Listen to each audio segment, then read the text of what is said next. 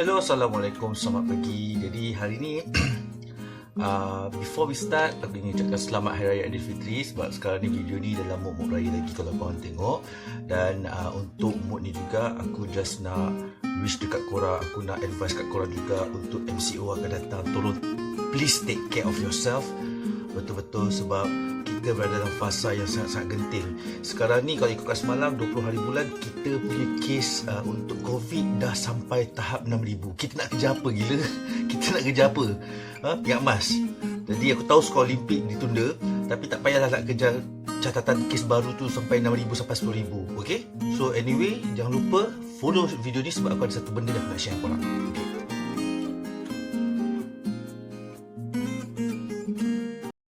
Okey, seperti mana lazimnya kali ni aku dah tak ada benda nak share sangat sebab benda ni, topik ni akan berulang-ulang kalau dalam konteks benda-benda yang aku buat video sebelum ni kan. Tapi hari ni aku nak share dengan korang ada satu video, bukan satu video, sorry, aku dapat satu lagi message melalui akaun Facebook aku yang mana individu yang message aku ni adalah individu yang bagi aku agak shock jugalah. It's happened masa tu bulan puasa, macam 2-3 hari sebelum raya. Aku dapat satu message daripada seorang hamba Allah ni yang meminta bantuan. Dan aku juga sebenarnya tak tahu nak bagi advice macam mana. Cuma aku minta bagi mereka yang kat luar sana yang mungkin ada pendapat, mungkin yang backgroundnya lebih, orang kata stabil dari segi academic purposes, tolong aku kot. Sebab aku bukan tak tahu, tapi aku rasa sebab aku kurang experience untuk tolong this particular person. Okey, nak tahu cerita dia, aku akan ceritakan dulu background orang ini macam mana.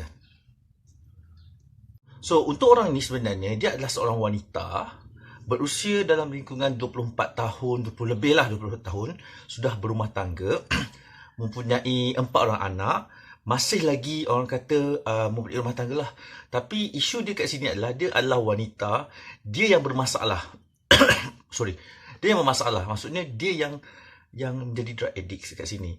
Jadi dalam kes ni, aku kena highlight lah. Dia cerita kat aku yang dia ni sudah, orang kata pernah, dia terjebak dengan benda ni semenjak dia umur 12 tahun lagi. Kritikal kan? 12 tahun, dah 6 12 tahun lagi, dulu lagi. Kemudian dia pernah masuk pusat masa zaman dia bujang.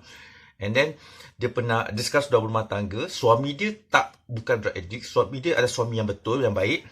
Dan tak menyokong pun apa yang dia buat. Dan orang kata dia masih lagi punya masalah kesihatan. Jadi dalam kes dia ni, dia bagi tahu kat aku yang dia penat sebab dia rasa dia dah sampai tahap mengabaikan tanggungjawab dia sebagai seorang isteri dan juga seorang ibu pada 4 orang anak dia. Jadi dalam kes ni aku sebenarnya nak nasihat, dia tanya kat aku apa yang patut aku buat sebab dia kata dia rasa seronok bila ambil methamphetamine ataupun ais sebab dia rasa benda tu adalah satu benda yang buatkan dia boleh move on, untuk dia boleh accelerate hidup dia. Tapi dalam masa sama dia akan pada satu fasa dia akan penat. So apa yang dia cakap tu betul. Apa yang dia cakap tu betul sebenarnya. Cuma aku rasa mungkin dia sampai tidak berada di tahap reach yang agresif kot. Sebab dia kata paling teruk pun dia akan rasa lemau dan tidak bermaya untuk bangkit daripada tidur. So pertamanya untuk orang yang macam ni, aku memberi satu, orang kata, applause. Sebab tak ramai tahu orang-orang kat luar sana yang punya masalah ini yang datang admit, yang meminta bantuan. Kebanyakan orang-orang macam ini dia ada ego dia. Dia rasa dia buat benda betul. Sebenarnya aku kalau ikutkan conversation aku dengan dia memang ada sedikit sebab apa aku tak boleh tolong dia? Sebab aku rasa dalam keadaan dia minta tolong, conversation aku dengan dia ada macam up and down. Dia masih lagi ada ego-ego yang mengatakan apa yang dia buat tu betul. Walhal aku bagi suggestion pun dia tak nak dengar sangat. Tapi kepada puan yang tengok video ni, okay, apa yang saya buat adalah saya hanya memberi nasihat untuk first step, langkah lepas ni buat apa. Okay? Tapi ada juga suggestion yang aku bagi yang dia tak nak dengar sebab contohnya bila aku suggest untuk buat ni, dia rasa benda tu unfair untuk dia. Jadi untuk yang pertamanya, orang-orang macam ni, sebab aku rasa masa aku bermesej dengan dia ni sedang, orang kata, masih lagi tengah high stone. Dia macam nak hilangkan stone dia, hilangkan dia punya high dia. Jadi cara yang pertama pada individu yang macam ni adalah, what you have to do adalah korang kena menghilangkan barang-barang terlarang tu dalam diri korang. Korang kena detoksifikasi benda tu. Detoksifikasi bukan korang kena kuarantin saja. Banyak benda cara lain. Jadi, detoksifikasi adalah satu proses yang mana korang menyah toksikkan barang-barang terlarang dalam badan korang. Tapi it takes time. Jadi benda ni juga satu reference untuk parents kat luar tau. Kadang-kadang ada orang suka tanya kat aku, katakanlah kadang anak dia ada family members dia ada benda macam mana nak buang, ada tak ubat-ubatan chemical yang boleh. Aku pernah bincang benda ni sebelum ni. Macam mana nak buang benda ni. Sebenarnya cara yang paling alami dan natural semula jadi adalah kau kena makan.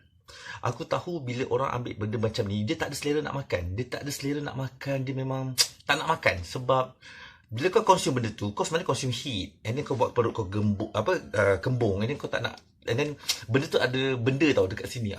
Konon lah konsep dia.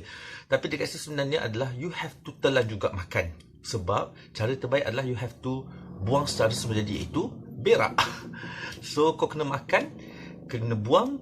And then sebab kalau kau perasan dia akan satu bau nafas tau yang busuk tu.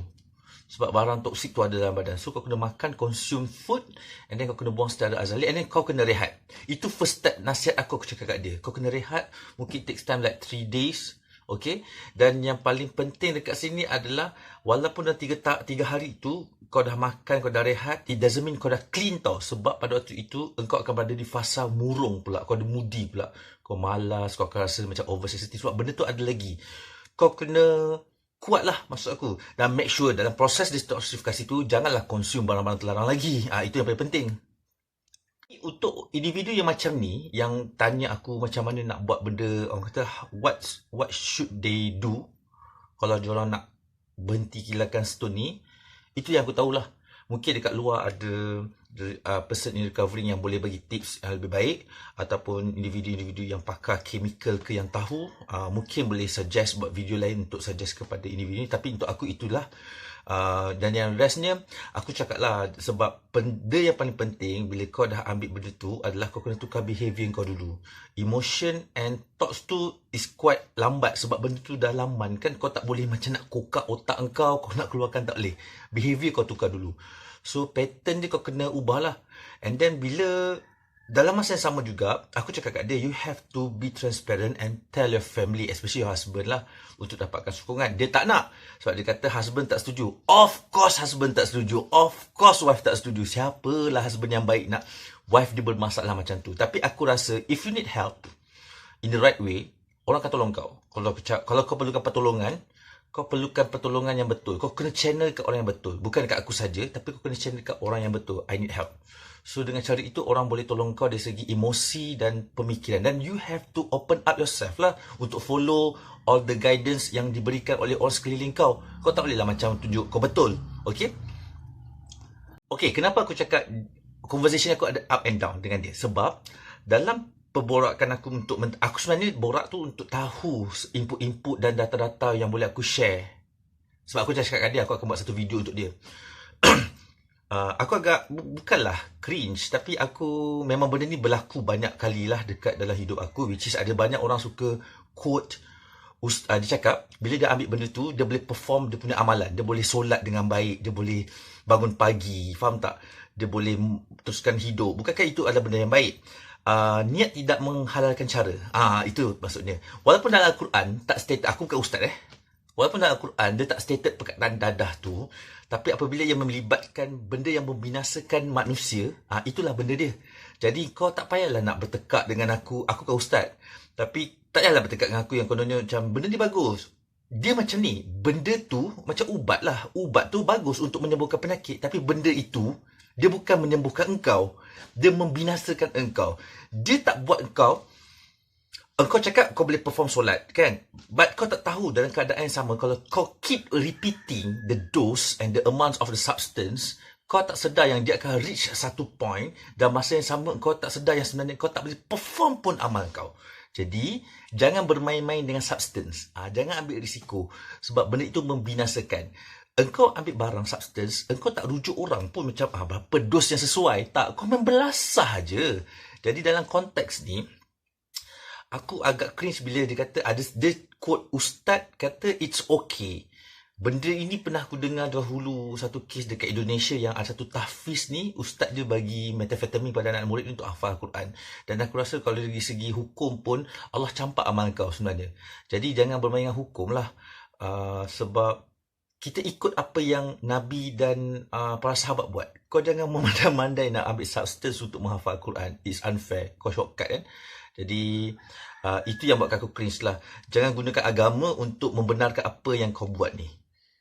Di situ aku nampak lah conversation aku yang up and down tu membuatkan aku rasa macam disgusted sikit lah dengan apa pendirian dia. Tapi nasihat aku yang first tu, what you have to do is detoksifikasi, makan and rehat.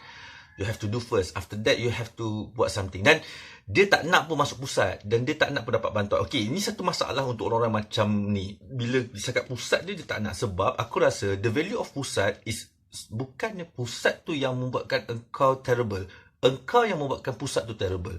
Itu sebenarnya masalahnya.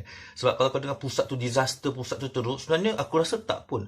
Aku hidup dalam pusat selama 2 tahun. Dan aku hidup dengan pelbagai range. Aku bukan penjenayah pun. Tapi kawan-kawan aku yang background dia jenayah, masuk penjara, kena lock up 30 tahun semua. This is human being. Dia orang juga. Tapi yang membuatkan pusat ni teruk adalah orang-orang yang macam yang suka melabelkan pusat sebagai tempat yang tak betul. Sebenarnya pusat mengajar kau. Aku tak rasa pun pusat ni satu tempat yang macam penjara. Faham? Dia mendisiplinkan kau dan dia adalah satu tempat untuk kau belajar. Berbanding dengan penjara. Aku tak rasa kalau kau masuk penjara kau boleh belajar macam mana how to handle 12 langkah. Relapse prevention class. Tak ada. Dekat pusat ada. Jadi kau nak apa sebenarnya? Itu yang maksud aku, kau seorang yang agak lebih kurang macam agak selfish lah. Tapi aku tahu mungkin video ni membuatkan puan ini tak selesa dengan apa yang aku cakap. Tapi bersedialah dengan apa kebanggaan kalian kerana tak ada option lain pun yang boleh membuatkan hidup puan lebih mudah melainkan mengorbankan sesuatu. You have to sacrifice something. Puan kena berhijrah. Puan kena, kalau perceraian itu adalah perkara yang terbaik untuk diri puan, itu adalah yang terbaik. Kalau perceraian itu adalah terbaik untuk anak-anak puan, lebih baik. There's no such thing yang kau boleh perjudikan masa depan anak-anak kau untuk diri kau. Tak ada. You have to do something untuk jadi orang lebih baik. Jadi aku percaya dengan pengorbanan itu engkau akan dapat lebih baik.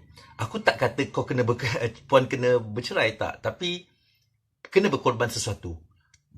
Sebab aku rasa hari ini family tak seteruk dulu. Kena bercerai baru dan sebagainya. Tapi sekarang ni aku rasa family kalau faham dia akan tolong korang. Okay? Jadi untuk perkongsian kali ini, kes dia agak berat lah. Sebenarnya aku bukanlah seorang yang master pun dalam, sebab aku dapat banyak mesej daripada subscribers wanita yang nak minta bantuan. Tapi aku tak ada pengalaman handle perempuan. Dan aku pernah buat research sebenarnya kalau ikutkan dari segi lelaki dan perempuan. Perempuan punya masalah lebih berat daripada lelaki. Jadi aku rasa korang kena cari channel yang betul. Tapi apa yang aku boleh tolong ini. Dan aku akan voice out kepada kawan-kawan aku juga. Dan agak susah sebenarnya nak tolong benda ni untuk perempuan. Sebab aku bukanlah master sangat. Tapi aku boleh tolong untuk lelaki. Sebab lelaki ni 2 tahun kot. Macam-macam jenis. Dari segi seorang bapa sampai anak.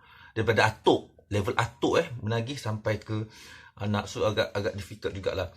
So anyway, thanks guys kerana percaya kat aku. Tapi aku buat sebaik mungkin. Aku mungkin rasa video ni agak macam setengah orang tak suka, especially orang-orang yang macam puan tu. Sebab dia agak macam direct to the point. Sebab aku agak busy lately ni. And then aku nak justify something. Aku naikkan Facebook terpaksa tutup. Sebab solidarity to Palestine. Sebab aku bukannya rimas dengan mesej-mesej tu, tak. If you want to keep asking me, you can cari aku dekat Instagram aku, Rusdi Reza, ataupun dekat YouTube aku sendiri. So terima kasih kepada semua. Terima kasih juga guys, sebab aku punya subscriber sekarang dah 97 orang.